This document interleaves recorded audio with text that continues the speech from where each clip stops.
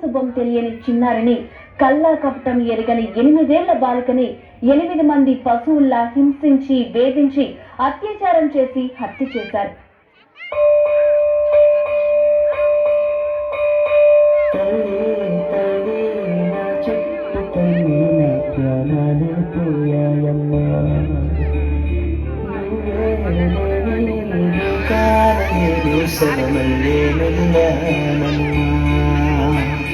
నా ఇంటను ఉండే మాయమ్మ ఉందంటూ ప్రతిరోజు మురిసేనమ్మా.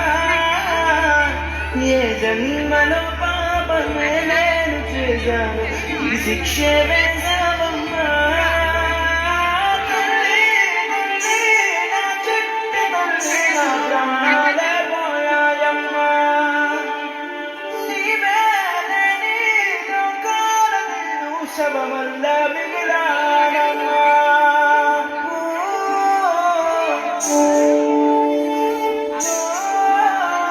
అత్యాచారం చేసి నోని ఊరి తీయాలి, మేడ పట్టి గొంతు పిసికి కాల పెట్టాలి.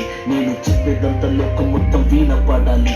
మీ చెల్లి కోసం ఏ రోజైనా నిలబడాలి. నేను పాడేది పాటని కద్దు చిన్నారి మాటలే ఇవి. కన్నులు కల్లార తడి కాపాడేదెవరు మరి? అమ్మాయిల వాక్కులలోనే సంఖ్యలు బంధించి మరి రంగుల ముగ్గుల పొడి రక్తంగా మారిన పడి. మమ్మీ నువ్వు ఇంట్లో వదిలేసి వెళితే, అంకల్ నా చేయి పట్టి మీద మీద పడితే ఏమని చెప్పను నేను, ఎవరికి చెప్పను నేను. మీరే నేర్పించారు పెద్దోళ్ళు దేవుళ్ళు అని. ఎందుకు మమ్మీ పుట్టించాడు డాడీ నన్ను? అసలు వినాలనుకున్న నేను చందమామ కథలు, ఆడపిల్ల బాధలన్నీ చెప్పుకునే బదులు పుట్టగానే చంపేస్తుంటే తప్పుతుండే విసురు. చిన్న బట్టలు వేసుకుంటే చంపేయాలా?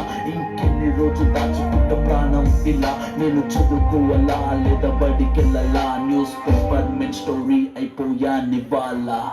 చిరునవ్వులతో కాలం గడపాల్సిన చిన్నారి మనుష్యని రంగేసుకున్న క్రూర మృగాలకు బలైపోయింది.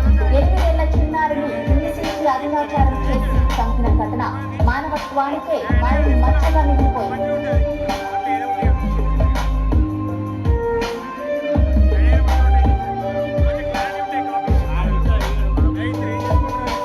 విలేజ్ పిల్లాన్ని కాలేజీకి వెళ్ళాను, డిస్టింక్షన్ కొట్టేసి డిస్ట్రిక్ట్ లో దాటాను. సిటీకి రాగానే సిటీలు కొట్టారు, నల్లగున్నానని నేను నవ్వుల పాలయ్యాను. తల మీద చెయ్యి వేసి దీవించే గురువులు, నడు మీద చెయ్యి వేసి కోరారు పరుపులు. చింక పిల్లలాగా నేను తీశాను పరుగులు, చనిపోయిన కూడా మీద పడ్డారు పురుగులు. ఏదో సాధిద్దామని క్లాసెస్ కి వెళ్తే వ్యక్తిలో పడుకున్న వెంట పడని చూపు చూసి నా చున్నీ లాగాడు.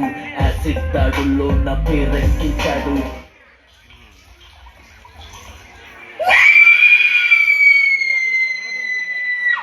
రోడ్డు మీద రేపు చేసి రోకర్తో చంపారు. ఇది విన్న మా డాడీ కుక్క పెట్టి ఏడ్చాడు. క్యాండిల్ పట్టుకొని వాకింగ్ చేస్తారు, క్యాండిల్ ఆరిపోగానే ఇంటికెళ్ళిపోతారు.